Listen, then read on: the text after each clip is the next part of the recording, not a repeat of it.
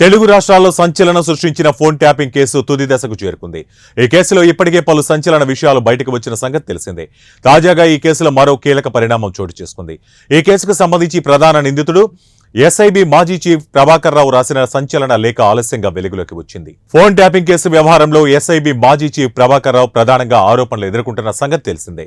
తెలంగాణలో కాంగ్రెస్ పార్టీ అధికారంలోకి వచ్చిన వెంటనే ప్రభాకర్ రావు అమెరికా వెళ్లిపోయారు. అయితే ఈ కేసులో ఆయన్ను ప్రధాన నిందితుడిగా చేర్చారు. ఈ నేపథ్యంలో ఆయన అమెరికా నుంచి పోలీసులకు రాసిన ఓ లేఖ ఆలస్యంగా బయటకొచ్చింది.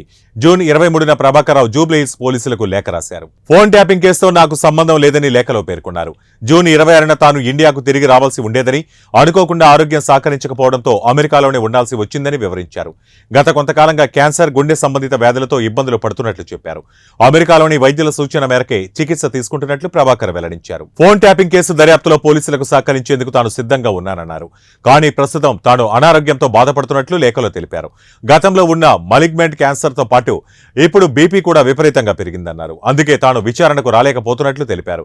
కావాలని కొంతమంది తనపై అసత్య ఆరోపణలు చేస్తున్నారని ఆరోపించారు. ఇప్పటికే నాతో పాటు నా కుటుంబ సభ్యులు ఇబ్బందులు ఎదుర్కొంటున్నారని, ఓ పోలీస్ అధికారిగా తాను ఎలాంటి తప్పు చేయలేదని లేఖలో వెల్లడించారు.